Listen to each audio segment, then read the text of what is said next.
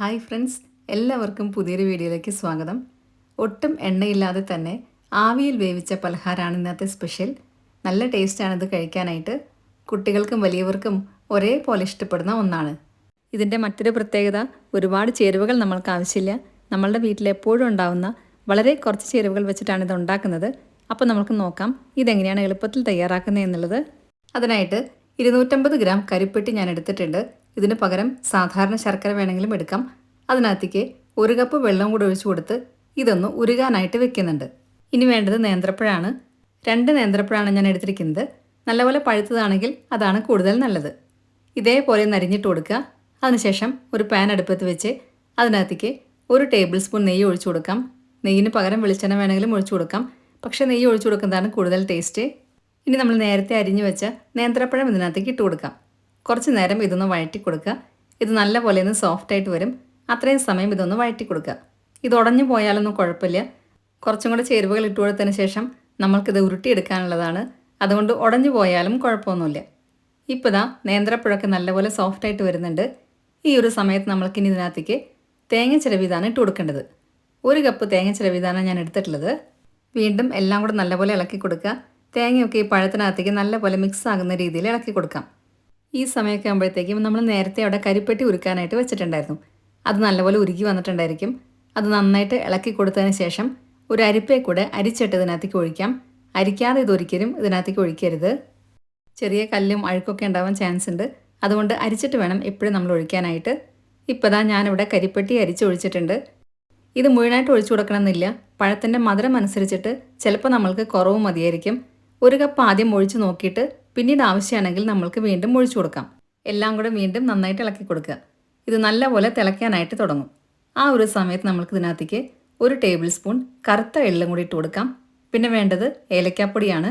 ഏലക്കയുടെ ഉള്ളിലത്തെ കറുത്ത സീഡ് മാത്രമായിട്ട് എടുത്ത് പൊടിച്ചതാണ്. അത് 1 ടീസ്പൂൺ ഇട്ട് കൊടുക്കുന്നുണ്ട്. ഏലക്കാപ്പൊടിയും കൂടി ഇട്ട് കൊടുക്കുമ്പോഴാണ് ഈ പലഹാരത്തിന് നല്ലൊരു ഫ്ലേവർ കിട്ടുന്നത്.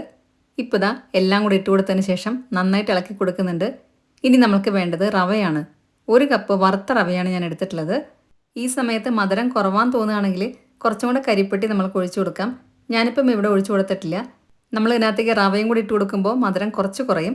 അപ്പോൾ അത് നോക്കിയിട്ട് വേണം നമ്മൾ കരിപ്പെട്ടി ഒഴിച്ചു കൊടുക്കാനായിട്ട്. ഇനി ഞാനിവിടെ വറുത്ത റവ 1 കപ്പ് ഇട്ട് കൊടുക്കുന്നുണ്ട്. അതും കൂടി ഇട്ട് കൊടുത്തതിന് ശേഷം എല്ലാം കൂടെ ചെറിയ തീയിൽ കുറച്ച് നേരം കൂടെ നന്നായിട്ടൊന്ന് വഴറ്റിയെടുക്കുക. റവ ഇട്ട് കൊടുത്തു കഴിഞ്ഞാൽ പിന്നെ ചെറിയ തീയിൽ മാത്രമേ വെക്കാൻ പാടുള്ളൂ. നല്ലപോലെ ഇത് പെട്ടെന്ന് കുറുകാൻ തുടങ്ങും. ഈ സമയത്ത് വെള്ളം കുറവാൻ തോന്നിക്കഴിഞ്ഞാൽ നിങ്ങൾക്ക് കുറച്ച് പാലും കൂടെ ഒഴിച്ചു കൊടുക്കാം. ഞാനിപ്പം ഇവിടെ ഒഴിച്ചു കൊടുക്കുന്നില്ല. നമ്മൾ നേരത്തെ ഒഴിച്ചു കൊടുത്ത കരിപ്പെട്ടി തന്നെ ധാരാളമാണ്. അതുകൊണ്ടാണ് ഞാൻ പിന്നെ ഇനി വേറെ വെള്ളം ഒഴിക്കാത്തത്. ചില റവയ്ക്ക് ചിലപ്പോൾ കൂടുതൽ വെള്ളം വേണ്ടി വരും. അങ്ങനെയാണെങ്കിൽ കുറച്ച് പാലും കൂടെ ഒഴിച്ചു കൊടുക്കാം. ഇപ്പോൾ ഇതാ നമ്മൾ ഇട്ട് കൊടുത്ത റവയെല്ലാം നല്ലപോലെ മിക്സായിട്ട് വന്നിട്ടുണ്ട്. ഇതാണ് ഇതിൻ്റെ കറക്റ്റ് പാകം. ഇനി നമുക്കിത് വേറൊരു പ്ലേറ്റിലേക്കോ അല്ലെങ്കിൽ പാത്രത്തിലേക്കോ മാറ്റി വയ്ക്കാം. കുറച്ചൊന്ന് ചൂടാറിയിട്ട് വരുമ്പോൾ നമ്മൾക്കിത് ഉരുട്ടിയെടുക്കാനുള്ളതാണ്. നിങ്ങൾക്ക് ഇഷ്ടമുള്ള ആകൃതിയിൽ ഉരുട്ടിയെടുക്കാം. ഞാനിപ്പം ഇവിടെ ഇതേപോലെ ഉരുട്ടിയെടുക്കുന്നുണ്ട്. ഇങ്ങനെ തന്നെ വേണമെന്നില്ല. വേണമെങ്കിൽ പ്രസ് ചെയ്തിട്ട് പരത്തിയെടുക്കുകയും ചെയ്യാം. എളുപ്പത്തിന് വേണ്ടിയിട്ട് ഞാൻ ഇതുപോലെ ഉരുട്ടിയെടുക്കുന്നതേ ഉള്ളൂ. ഇങ്ങനെയാണെങ്കിൽ പെട്ടെന്ന് തന്നെ നമുക്കിത് ഉണ്ടാക്കിയെടുക്കാൻ പറ്റും. നമ്മളിത് ഉരുട്ടിയെടുക്കുന്ന സമയം കൊണ്ട് തന്നെ ഒരു സ്റ്റീമറിൽ വെള്ളം കൂടെ വെക്കുക. ഞാനിപ്പം ഇവിടെ വെള്ളം വെച്ചിട്ടുണ്ട്. അത് ഏതാണ്ട് തിളയ്ക്കാനായിട്ട് തുടങ്ങുന്നുണ്ട്. അപ്പോഴത്തേക്കും ഇതെല്ലാം ഉരുട്ടിത്തീരും. ഇതേപോലെ എല്ലാം ഉരുട്ടിയെടുക്കുക. വളരെ പെട്ടെന്ന് തന്നെ നമുക്ക് ഉണ്ടാക്കിയെടുക്കാൻ പറ്റിയ നല്ലൊരു 4 മണി പലഹാരമാണിത്.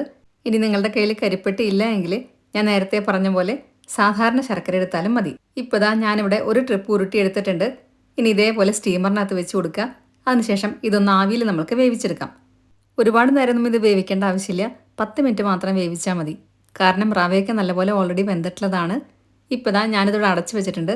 10 മിനിറ്റ് കഴിയുമ്പോൾ നമുക്കിത് തുറന്നു നോക്കാം. ഇപ്പോൾ ദാ ഇതിവിടെ 10 മിനിറ്റ് കഴിഞ്ഞിട്ടുണ്ട്. നമ്മളുടെ പലഹാരം ഇവിടെ റെഡിയായിട്ടുണ്ട്. നല്ല ടേസ്റ്റാണ് ഇത് കഴിക്കാനായിട്ട്. റവയൊക്കെ നല്ലപോലെ കറക്റ്റായിട്ട് വെന്ത് കിട്ടിയിട്ടുണ്ട്. വളരെ എളുപ്പത്തിൽ നമുക്ക് ഉണ്ടാക്കാൻ പറ്റിയ നല്ലൊരു റെസിപ്പിയാണിത്. എണ്ണയിൽ ഫ്രൈ ചെയ്യേണ്ട ആവശ്യമൊന്നുമില്ല. പിന്നെ നമ്മൾ ഇതിനകത്ത് എടുത്തിട്ടുള്ള ചേരുവകളും വളരെ ഹെൽത്തി ആയിട്ടുള്ളതാണ്. കുട്ടികൾക്കൊക്കെ വൈകുന്നേരം കൊടുക്കാൻ പറ്റിയ നല്ലൊരു സ്നാക്കും കൂടിയാണിത്. പഴം പഴുപ്പ് കൂടിയാലൊക്കെ കുട്ടികൾക്ക് കഴിക്കാനൊക്കെ മടിയായിരിക്കും. അപ്പം അങ്ങനത്തെ പഴമൊക്കെ ഉണ്ടെങ്കിൽ ഇതേപോലെ ട്രൈ ചെയ്യാം. പിന്നെ ഏത്തപ്പഴമൊക്കെ നമ്മൾ ഉണ്ടാക്കുന്നതിന് പകരം വെറൈറ്റി ആയിട്ടുള്ളൊരു സ്നാക്ക് ഉണ്ടാക്കി നോക്കണം എന്നുള്ളവർക്കും ഇത് തയ്യാറാക്കാം. അപ്പോൾ എല്ലാവർക്കും ഇന്നത്തെ വീഡിയോ ഇഷ്ടമായി എന്ന് വിചാരിക്കുന്നു. വീഡിയോ ഇഷ്ടമായിട്ടുണ്ടെങ്കിൽ നിങ്ങളുടെ ഫ്രണ്ട്സിനും റിലേറ്റീവ്സിനൊക്കെ ഷെയർ ചെയ്യാൻ മറക്കരുത്. സബ്സ്ക്രൈബ് കൂടെ ചെയ്യുക. അതിൻ്റെ സൈഡിലുള്ള ബെല്ലൈക്കണിൽ ഓൾ എന്നുള്ള ഓപ്ഷനോടെ ക്ലിക്ക് ചെയ്യുക. അപ്പോൾ നെക്സ്റ്റ് ടൈം ഞാൻ വീഡിയോ ഇടുമ്പോൾ പെട്ടെന്ന് തന്നെ നിങ്ങൾക്ക് നോട്ടിഫിക്കേഷൻ കിട്ടുന്നതായിരിക്കും. പിന്നെ ഫേസ്ബുക്കിൽ കാണുന്നവരാണെങ്കിൽ നമ്മുടെ പേജ് ഫോളോയും ലൈക്കും കൂടെ ചെയ്യണേ. ഈ രീതിയിൽ ഈ സ്നാക്ക് ഉണ്ടാക്കി നോക്കിയതിന് ശേഷം നിങ്ങളുടെ ഫീഡ്ബാക്സ് എല്ലാം കമൻസിലൂടെ അറിയിക്കാൻ മറക്കരുത്. നല്ലൊരു വീഡിയോ ആയിട്ട് വീണ്ടും കാണാം. താങ്ക്